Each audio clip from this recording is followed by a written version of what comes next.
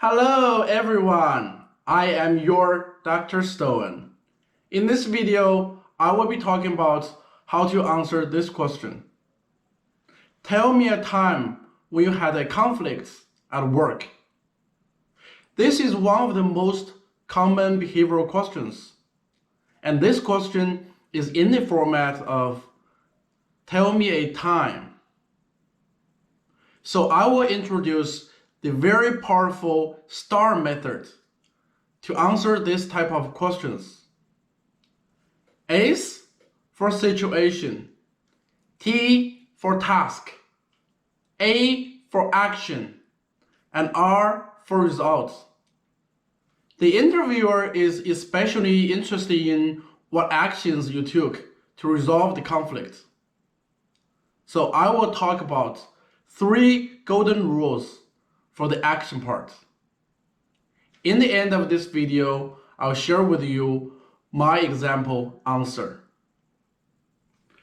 The STAR method. You need to start with the situation so that the interviewer can be informed of what was happening, what was the conflict, and who you had the conflict with. Then you can talk about your task and tell the interviewer what you wanted to achieve. As I said, the interviewer is especially interested in what actions you took to resolve the conflict.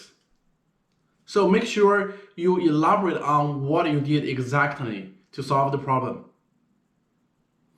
In the end, share the results. What was the outcome of your actions? Did you successfully resolve the conflict? Or if you failed, what lesson do you learn from that? Now, let's talk about the 3 rules for your action. Rule number 1, focus on communication first.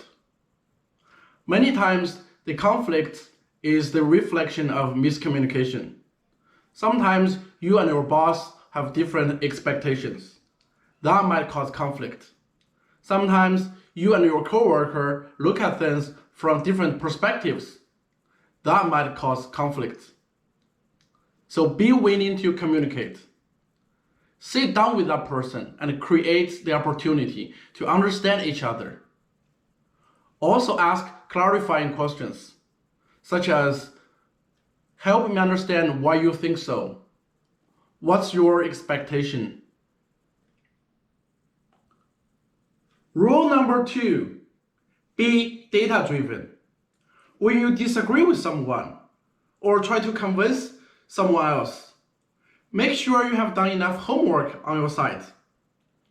Think through the subject, research on it, do analysis, and get numbers to support what you stand for. Rule number 3, do not take it personally. Always behave professionally at the workplace.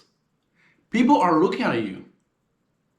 I have to say, there can be cases where people just don't like you. Some people disagree with you without a good reason, maybe just to discredit you. But you still need to do the right thing. Try to communicate, to clarify, to do analysis, to be data-driven, and more importantly, to build a good track record of yourself. Eventually, people will respect you and trust you.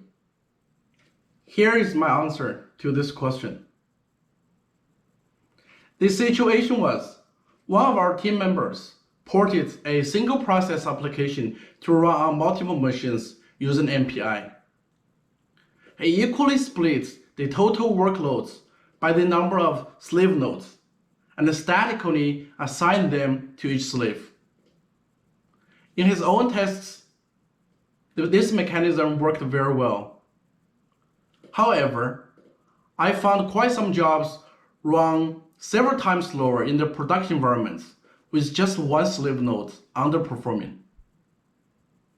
So I wanted to redo this work by using a different MPI scheme, where we assign each task to a slave on request. In this way, underperforming slave nodes will get fewer tasks, and it will not negatively impact the job runtime. My task is to convince that team member and also our manager to accept my idea. I took some actions. In a meeting, I said I wanted to redo this work using the new MPI scheme. But the coworker argued that he did not find the issues in his tests, and his scheme is simple and straightforward for software maintenance. In a follow-up meeting, I presented my study that 20% jobs run abnormally slow due to underperforming slave nodes. I said, my mechanism is a little bit more complicated, but the benefits should justify that. Then I rewrote this application using my new MPI scheme. I tested it in the production environment. This new version worked very stable, and the runtime instability issue was resolved by this new version. I presented my test results to this team member and also our manager. As a result, they were convinced that the new MPI scheme should solve the problem and should be put into production. Thank you for watching this video. I hope you like it. If you do, make sure you subscribe to my channel and also tell your friends. I am your Dr. Stone. See you next time. Bye bye.